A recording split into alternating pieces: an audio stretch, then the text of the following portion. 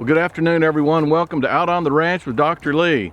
Today's video is going to be a little bit unusual, and I guess if I think about it, I start almost all of them off with that line, don't I? This is going to be the Bloodwork video. This is the third part of the cancer series, and I didn't really want to start it off at the clinic holding up sheets of paper and going through all those little things and telling you this is what this is and this is what this means. So I thought I'd put something in it to kind of soften the blow going into it, and then a reward for sitting through the dang thing at the end of this video. So the way I'm going to start this one off, I know a lot of you people really enjoyed seeing some of the idiosyncrasies out here on the ranch. Old ranch started out in 1890 as a cattle ranch, and it's got a lot of cool things from the past for people who like old junk, and evidently a lot of you guys do. A lot of y'all are like me. But I'm going to get you down off that tripod right there, and I'm going to show you something that was put here well over 100 years ago, and it may not be here much longer. So hang on, let me get you off that tripod. I'm going to show you something really cool. Okay, you may have noticed it in the background during that little intro right there, but this is an old rock wall, and these rocks were taken out of my pasture, which is, you can kind of see it through that tree. It's been nice and pretty and smooth like that. You can only see about a fourth of it right there. It goes off to the right there. It's a really nice, great big pasture. But this place was created as a cattle ranch back in the 1890s, and they would keep steers and heifers here and grow them up and then take them to the sales in San Antonio and sell them. And that pasture over there, see this? We're standing on pretty much solid rock right now. You can see that little drop off right there, that little cliff. It's all solid rock, and that's pretty much what grows in South Texas is rocks. And that pasture right there was full of rocks. All these rocks came out of that pasture. There's my neighbor's land right there, the people that sold out to big business, and that was all a forest. It was all trees, and there's no pastures on their property, only ours. Our place here is the only one that's got the pastures. So I know all these rocks came out of my pasture. And the bad part about that is this right here is my border, meaning I have a feeling urban sprawl is going to take this whole rock wall out of here too. They've used a giant machine to go in there and rape the land and take all those beautiful trees out, and they couldn't get to these areas over here. I hope I'm wrong, but I fear they're going to come through here with chainsaws and trailers and cut all these trees down, clear this thing all the way to my fence, and I have a bad feeling this sweet old rock wall is going to be a victim of urban sprawl as well. Pretty cool old rock wall. That took some boys a long time to drag those rocks out of that pasture and build this thing. So I've got a really boring topic today. It's very, very important, but it can be very, very boring at times. And it is blood work in the dog and the cat. So I wanted to throw this rock wall footage in here just so you guys would not be looking at numbers on a white piece of paper for the entire video. Not only that, I've got you a great surprise at the end of this video too. I think you will like it. Yes, I'm going to throw some boring stuff at you every now and then, but I'll try to make it up for you. Anyway, thanks a lot for dropping in on Out on the Ranch with Dr. Lee today. We're going to segue into the blood work now, and I'll give you a heads up on this. I did Dozer's blood work, and you'll be able to see old Doze get the blood taken from him, and I'll go over his results with you. And also we had a little kitty cat come in, and I wanted to show you how we get blood from cats.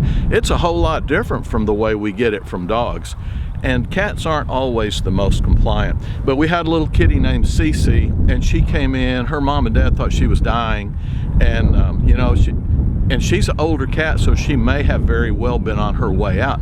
But we ran blood work, found some problems, put her on medication, and she's doing really, really well now. So kind of dodged a bullet on that one, and Mom and Dad both have a smile on their face, and so do I. So here comes the blood work clip, and hang around after the blood work. You're gonna like what I've got after that. Thanks for dropping in on Out on the Ranch today. We'll see you guys next time. All right, once again, we've got the celebrity from Off the Ranch, Dozer, the Wonder Dog, on here.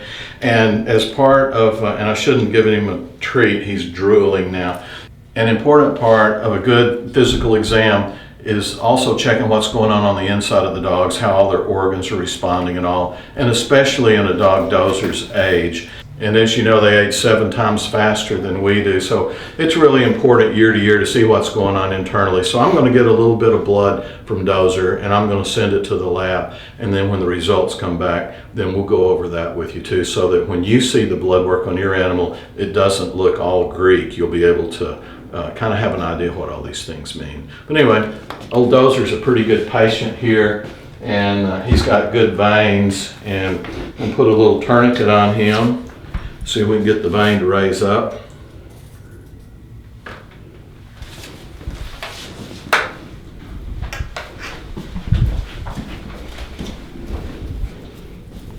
Hold still, Dozer. No, put your head over there.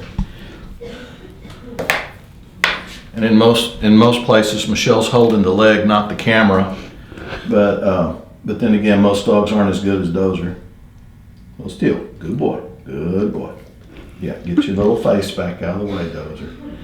You can see I put that right in that vein.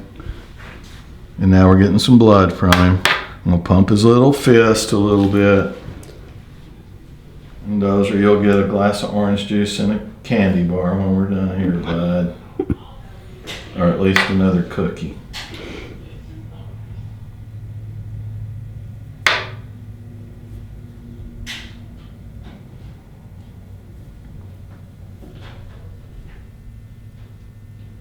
If all dogs were as good as Dozer, my job would be really, really easy.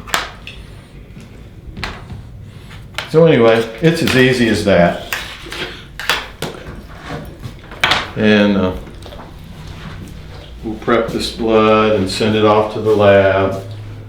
And then we'll have a report back on Dozer tomorrow morning. And we'll be able to check all of his organs, and I'll come back with the blood work and I'll show you what all that means. So anyway, just wanted you to see how easy that is to have it done, and the dogs don't seem to mind at all, especially when you got a sweet little movie star like old Dozer here. Thanks for stopping in. I'll be back with the lab report in just a minute. So now we're on to the boring part of this video, and boring it may be, but also important it totally is if your animal has cancer, because you can tell exactly what's going on inside the animal's body with the blood work. Just looking at them from the outside, you can tell a lot of things, but it's equally as important, maybe even more important with specific cancers, to look and see what's going on the inside. Basically, I ran a CBC and a comprehensive profile on Dozer. And the CBC talks about all the blood cell types. The profile tells about organ functions and things of that nature. I'm going to go through this thing and tell you an overview of what's going on to give you enough information that you'll have an idea, and then to get specifics, you can Google this stuff and go look it up. Starting on the blood work, this is the serology. All this was taken from the serum, and they start off with liver function tests, and you can tell, let me move this over just a little bit. I put an L out here, and all of those first tests that fall within this area right here, those are liver function tests. And I say liver function tests, some are liver function tests, some are enzymes that are released from the liver into the blood when there's damage to specific parts of the liver. Other things like the proteins, those are things that the liver makes. So the total protein, that's these two together right here, the albumin and the globulins added.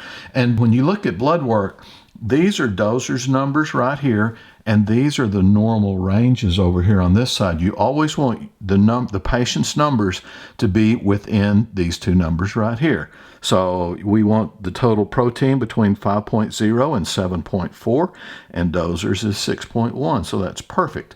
If this particular index is high or low, there will be an H or an L out here in this column. And you see there's no letters out there at all, so that means that all of these things are basically normal. We veterinarians tend to cheat.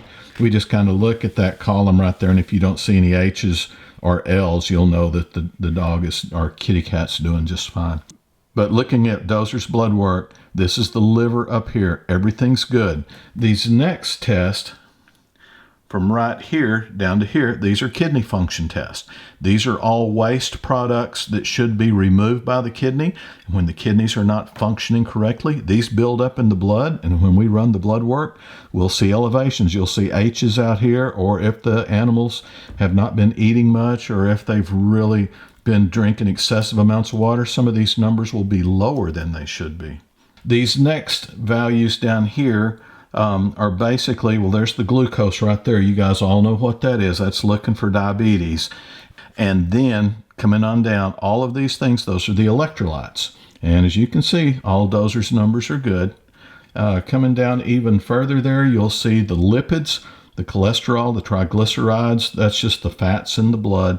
And I wish mine looked that good unmedicated, but Dozer's a pretty healthy pup, especially for his age. These are enzymes made by the pancreas. This is a pancreatitis test. This is a muscle damage enzyme. When the CPK, when the muscles are damaged, that number will be really, really high.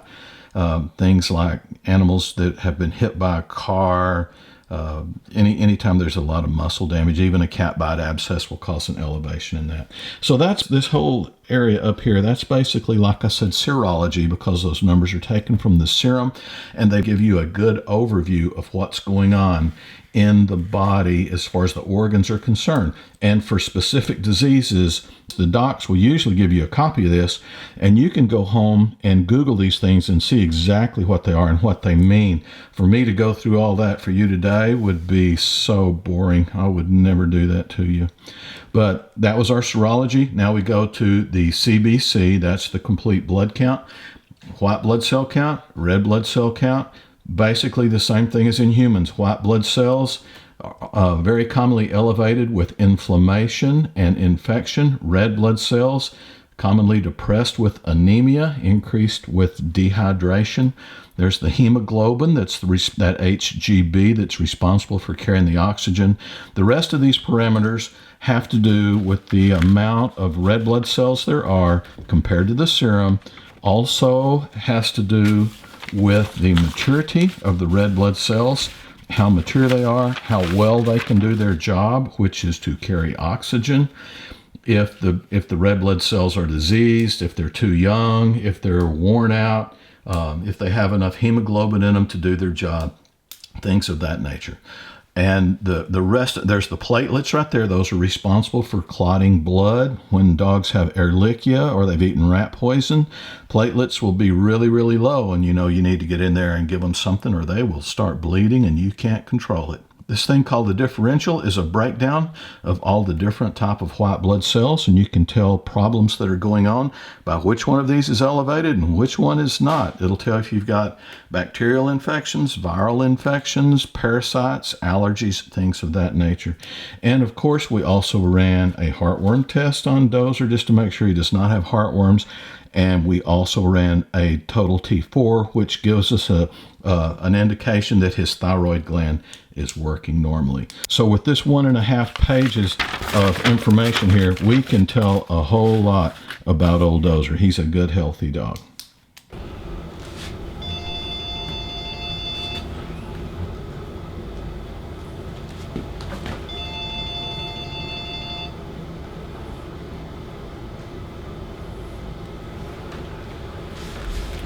You can see that vein perfectly. Good. Go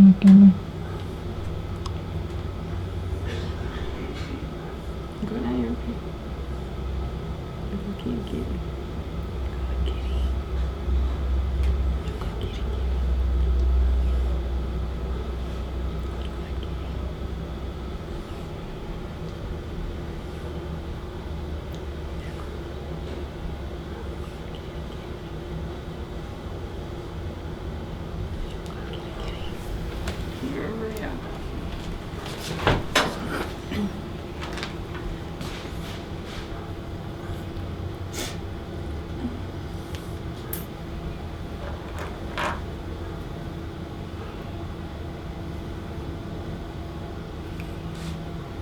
Good kitty.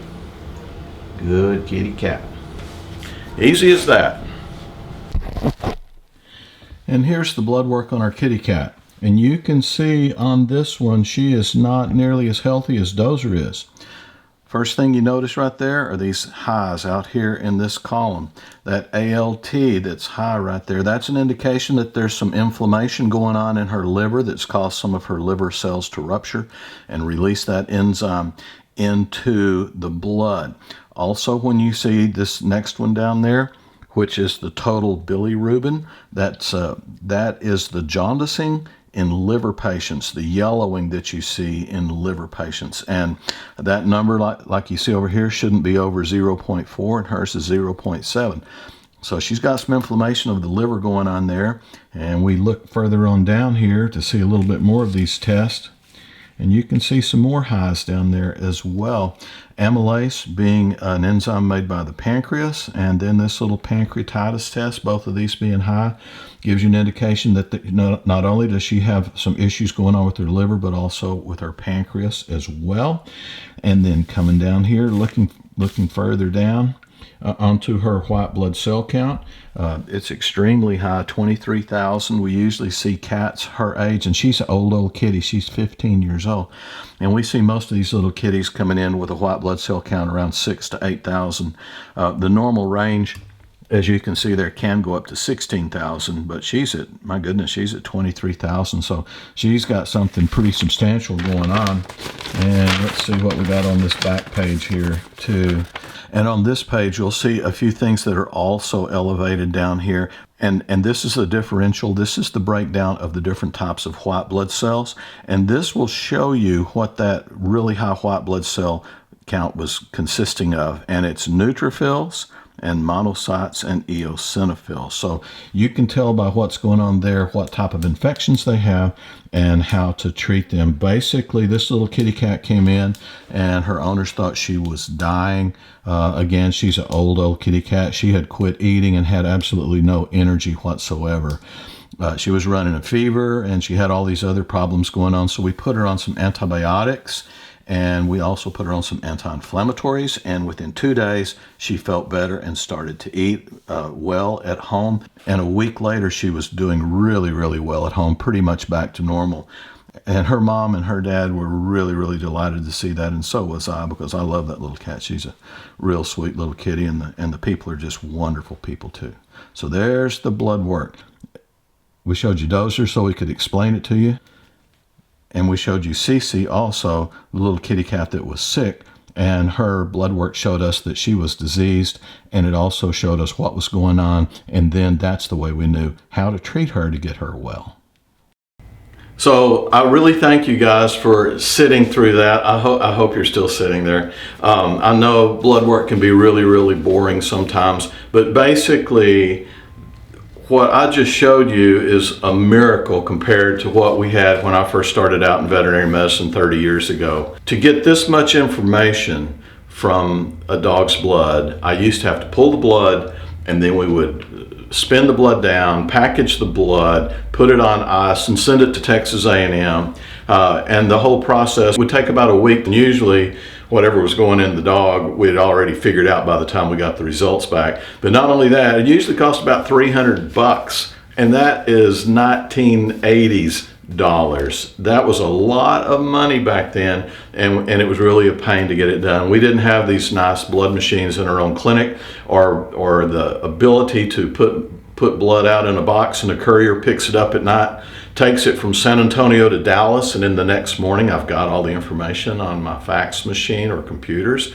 This is really nice. And this set of blood work that we ran on Dozer and this other little kitty, about $150. So the amount of information it gives us, and the fact that we can react on it the very next day, sometimes the day of the problem, is just golden. It really has saved a lot of lives. So we live in a good time, folks. There's a lot of bad things about technology, but man, there's a lot of wonderful things about them too. And again, I really appreciate you guys sitting through what is very similar to a lecture in vet school.